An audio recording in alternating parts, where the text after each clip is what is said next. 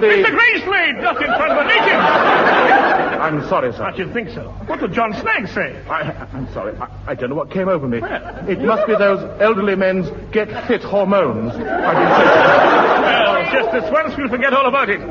Now, kindly remove that ostrich feather and get dressed. Certainly. But first, here is the highly esteemed Goon Show.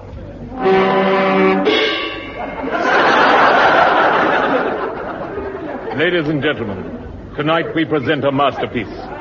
From the socks of Terence Rattigan, we bring you a book originally scored for viola, harpsichord, and E-flat Appian Way, entitled The Choking Horror.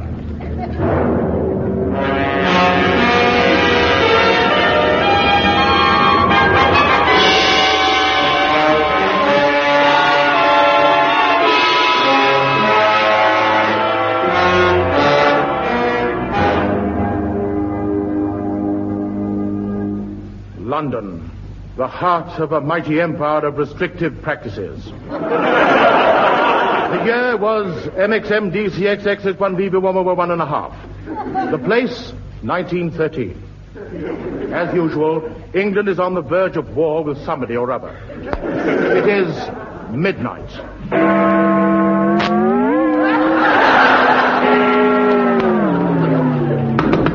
What? Dear listeners, at that knock, I was awake instantly. He was sleeping in the doorway.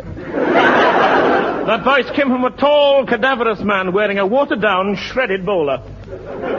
Are you the strolling Home Office trichologist? Yes, but I've got a puncture at the moment. That pretty tubeless tire. Need a Don't little- joke. What?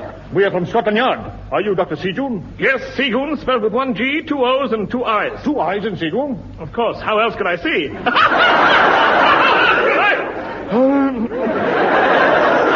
How dare you force me to tell brilliant jokes at this time of night? I'm sorry, sir. Here is an orchestration of an apology I'll be sending you. Thank you. And here's a marble statue of my acceptance. Now, what can I do for you, gentlemen? Something terribly important has come up, sir. Oh? Yes, it could even mean war. War? Anyone we know? Look, I'm not allowed to divulge names, sir. Now, will you come quietly? I've got a splitting headache. Certainly. I'll just pack a few vital scientific instruments. You can't be too careful. Now, just a quick tune on the trampoline. Hop! Ah! That's better. Come, sir, you're wasting time and the wind's in your favor. Now, if you'll fall in on either side of me, I'll follow you. And remember, you must walk backwards. Why? It's all the rage. Hello?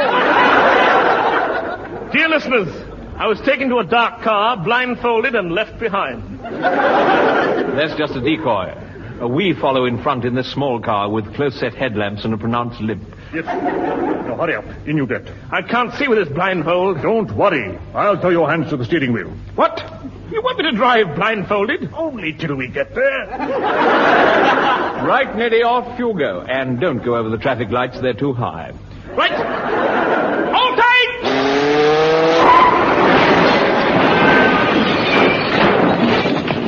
Well, here we are. Out you get. Just a minute. Exactly who are you? I'm exactly Superintendent Gritpipe Thin of the Criminal Records. Got any of David Whitfield? Lots. Listen.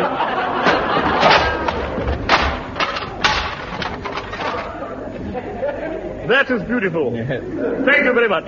Get off your knees. Time for fun later. Now, first, do you recognize what we're standing on? Feet. Correct. Now then, monsieur, what are your feet resting on? The Tower Bridge. Sapristi. He knows the name of the Tower Bridge. Well, we couldn't keep it a secret forever. Dr. Seagoon, come over here by this tantrum, whatever that means. Well. What is this stuff growing on the ironwork? Just hold the bridge up whilst I examine it. Now, great squirts of gringe! Dear listeners, through the cardboard lens of my Kiddy's junior microscope, send 6 box tops of Foto, the athlete's friend. Through it, I saw in the ironwork of Tower Bridge a strange follicular growth. Whatever that means. Well, what does it mean? Gentlemen, I'd rather not say until I've made my laboratory tests on my dictionary. You'll be taking away portions of the bridge, then? May I? Have any bit you fancy? Oh, right. How about that blonde policewoman sunbathing on top of the Black Maria? I'm sorry. She's just for recruiting purposes. I say stop! No, please, no, don't stop that naughty type, please, joking. We must find out what this is growing on the bridge. Sergeant Yakapakaka, wrap up that 40-foot span and one of the towers, and post it at once to Dr. Seagoon's laboratory. I'll post it for you. I'm going that way. I'll let you have my report within the millennium. Farewell! Farewell!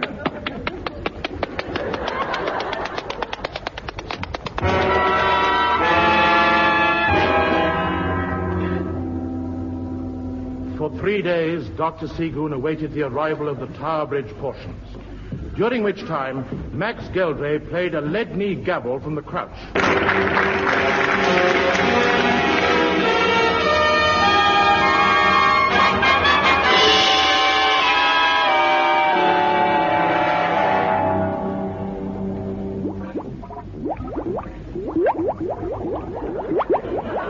The Choking Horror, Part 2. Working through the night in his laboratory, Dr. Seagoon made a startling discovery. Good heavens! I've got egg in my lapel. William, pass the salt. Right, mate. Oh, thank you. Now. What the devil could have happened to the parcel of Tower Bridge portions? I posted it to this address 3 days ago. I wonder what's holding it up. Oh, hello. Pipe down, Eccles. Oh, what do you say? Pipe down, Eccles. Pipe down my foot. It's a funny place to keep a pipe. Shut up, Eccles. Shut up, Eccles. Shut up, Eccles. Shut up. Shut up. Oh, wait a minute. You can't talk to me like that.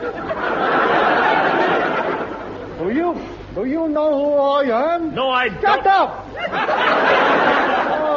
I'll have you. Well, I'm the financial advisor to the British government. I thought it must be somebody like you. Now, state your business. I've got a parcel for you. It's the Tower Bridge portions. Quick, unwrap it. Here we are. Cut the string here. That's it. Right. Here we go. Right. That's it. Oh, you dropped this. I'm always dropping them. Now, get this girder under the microscope. Right, come on, Right. Now to scrutinize it with an intense scrut. Great leaping crabs! Dear listeners, as I examined the portions of the Tower Bridge, I observed that the strange follicular growth had increased in length. It looks like hair, mate. It feels like hair. It tastes like her. Spit that girder out at once. My foot, mate. Silence! Here, put on this record of a bandage. Eccles, for heaven's sake, answer that phone. Hello. Is that Hurlgroin 9 Toxien Funting? Well, yeah. Dr. Seagoon? Give it to me. Hello, Inspector. That stuff growing on Tower Bridge. Yes? I think it's hair. Hair? Good heavens. Hello? Hello? Hello? Curse! He's hung up. Come in! Now then, what does we hear about her? It's true, isn't it, Doctor? Well, I'm not so sure, but I know the very man to consult. Bring that girder and follow me!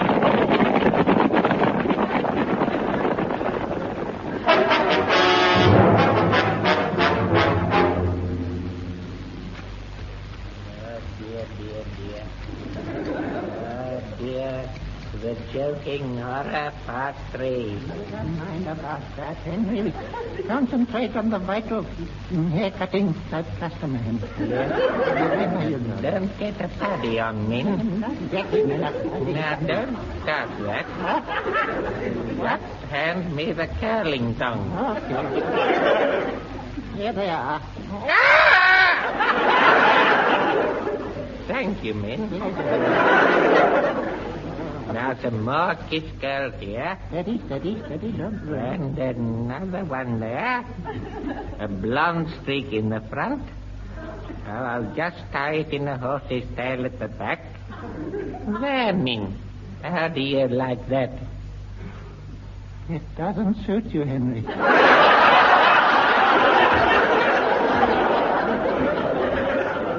No good, Min. Let's face it, business is bad, you know. There's no power. 3 customers this morning, and 2 of them were bald. 2 out of 3 isn't bad, Henry. Well, they were women. We'd have lost money if it weren't for them needing a shave, you know. Vital. I'll tell you, Min, Minnie, stop that sinful Marilyn Monroe type walking. I'm missing you already, Larry.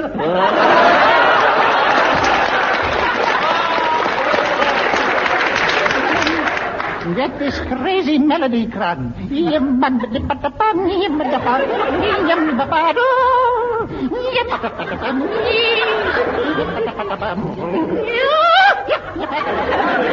Stop that sinful modern singing, Min. You're driving me mad with that... Oh, with that sensuous veleta you're doing. Baby, go on. You're getting your corny buddy. You're red hot rhythm. You're the brown power. Run to your own bed! Miss Bannister, remove that feather duster and get dressed. Let me do the talking. Mr. Cron, you see this girder? Tell us, what is this peculiar growth on it? Oh, that is, hair. Nonsense! It's hair! Moriarty, come over here behind this horse. Not that end. Too late. Now, what is it? What is it? My dear fellow, the chemical composition of Tower Bridge is such that it can grow hair. Well, don't you see, if we could only grind Tower Bridge into a paste, pack it into handy 2-ounce jars, we could make a fortune selling it to Bald-headed men. There's a clever idiot. Yes, that's it. Bald-headed men. Oh, when do we start making the money? The money. What is money? Oh, the money. Oh, money. When, money. Oh, money. Oh, money. Stop that filling in time type dialogue. Now then, tonight I've arranged for Tower Bridge to be secretly removed and replaced by a life-size photograph. Brilliant. They'll never notice the difference. Oh, the moolah, the money. The Tower Bridge Nut Paste Company for bald-headed men. Thank you. And now, here's a record of Wallace Greenslade. Good evening. The Choking Horror, Part 4. 3 months have passed. Take that back off at once. Did you hear what he said? 3 months have passed. Oh, you gentlemen! Amazing news. It's a gentleman with amazing news. Dr. Seagoon, what's up? I'm exhausted. Here, have a chair. Ah, that's better. Now listen. London is in the grip of a choking horror. Hair is starting to grow on monuments and buildings. What? Sapristi, Choking Horror, Part 6. Thank you, Part Hair. We must inform Parliament of this choking horror. Yes. Pausing only to hear Ray Ellington strumming E-flat Appian Way with Coelacanth's ear moot.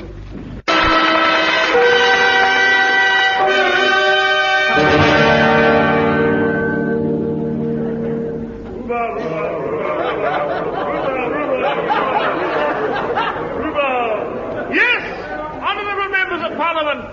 Well, you may murmur rhubarb and choking horror part 6, but it doesn't alter the fact that in the past 10 months, the following buildings have also been declared hairy. The National Gallery, St. Paul's, Nelson's Column, the Windmill Theatre.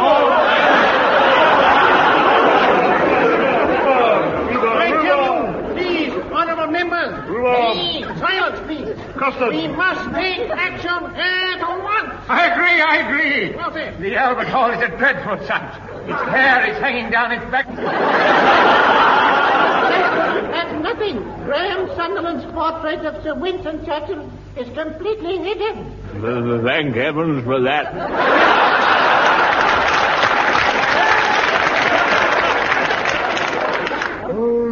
Have no fear. I have taken action.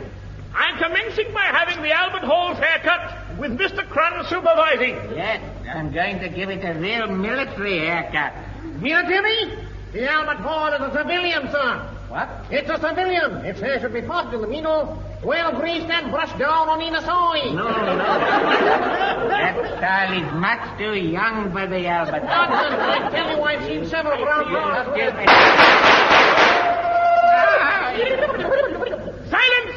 The Honorable Minister for War is trying to attract attention. Yes, I'm sorry to interrupt, but I've had a letter from Berlin I think you all should hear. Let's have it. Reads. Oh, no, that's not it. Dear England, as from midnight tonight, 1914, a state of war exists between us. Yours sincerely, Germany. Yes, I think that's right. Yes. Now, about this hairstyle for the Albert Hall. How about a fringe? No, nobody wouldn't be able to see where it was going. Did you say we were at war, young man? Yes. I'd better go and get the smalls in it. Better not let Anthony see you doing that.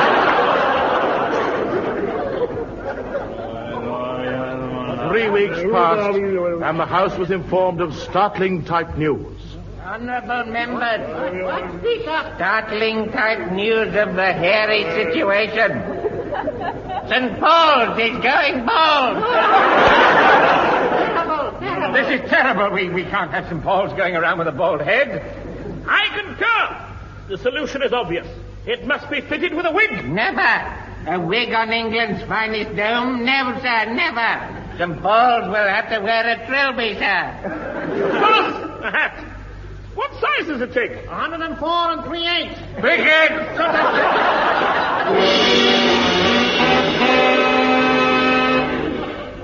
The war passed into its second year. Happy birthday. Will you shut up, Eccles?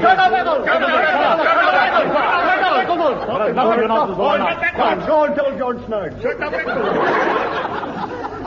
The war passed into its second year, and a sad state of affairs existed. Yes. One by one, the hairy buildings have gone prematurely grey. Obviously, it's the worry of these naughty Zeppelin raids by that fiend Count Zeppelin. Exactly. For that reason, we have called in Lance Captain Hugh Johnson. Thank you, sir. Just hold this globe of England. Gentlemen, the Secret Service has discovered the reason for our hairy buildings. Just before the war, German saboteurs painted them with a secret hair-growing paint which turned silver grey. Sapristi, carry on. So that's why the Zeppelins have been able to bomb them in the dark. Exactly. But we foiled their little plan with an ingenious counter-move. Gentlemen, every grey-haired building is now wearing a bowler hat. Brilliant. I must inspect these bowlers at once. Captain, get in your car and follow me.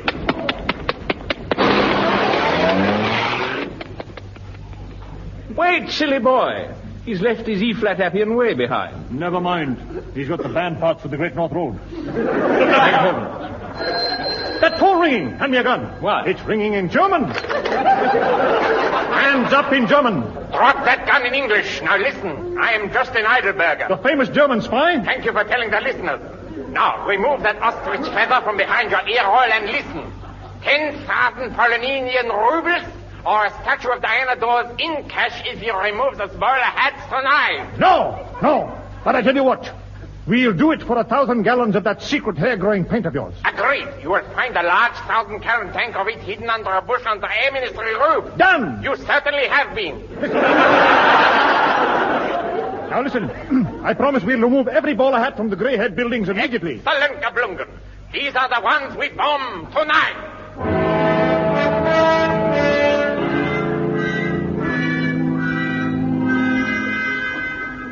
The choking horror part the plinge. The Air Ministry roof.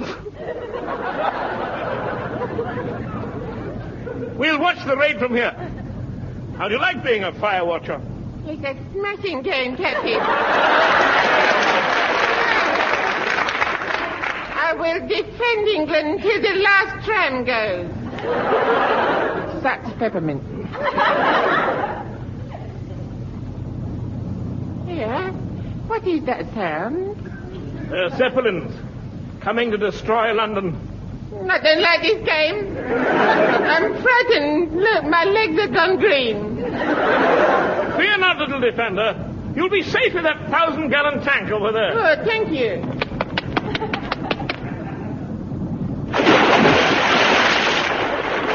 Rotten swine. It's full of smelly cat drowning paint. I'll get into trouble. I got my mum's best bloomers on.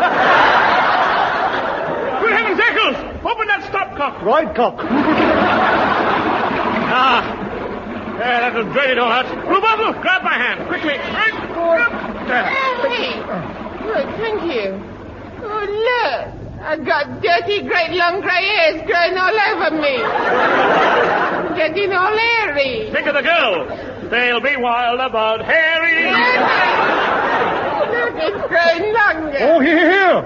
And this grey hair, it's growing all over the building, too. Copycat building. Wait. Grey hair growing on the building.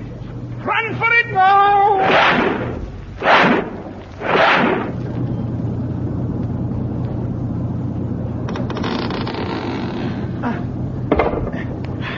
Come, Frog Eater, up through this trapdoor. Right. Nobody about. What are you doing? Look. What? There's the 1,000-gallon tank. I'm going to be rich. Rich, all that money with the... Wait. What? Oh, look. This building's covered in grey hair. Oh, yeah. And there's a Zeppelin right overhead. And we haven't removed the bowler hats from the other buildings, have we? Oh. Then, Moriarty, we are standing on the only grey-haired building visible from the air. Yes? Shall we dance?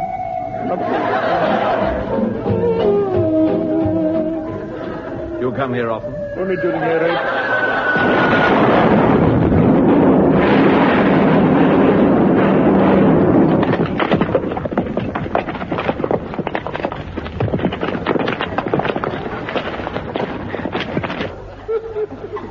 And so perish all enemies of the king.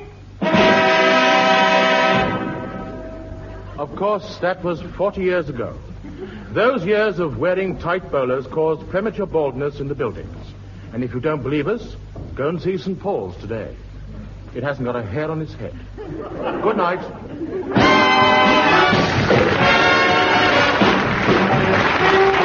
That was the Goon Show, a BBC recorded program featuring Peter Sellers, Harry Seacombe, Spike Milligan, with the Wellington Quartet and Max Goldray. The orchestra was conducted by Bruce Campbell, script by Spike Milligan and Larry Stevens, announcer Wallace Greenslade, the program produced by Pat Dixon.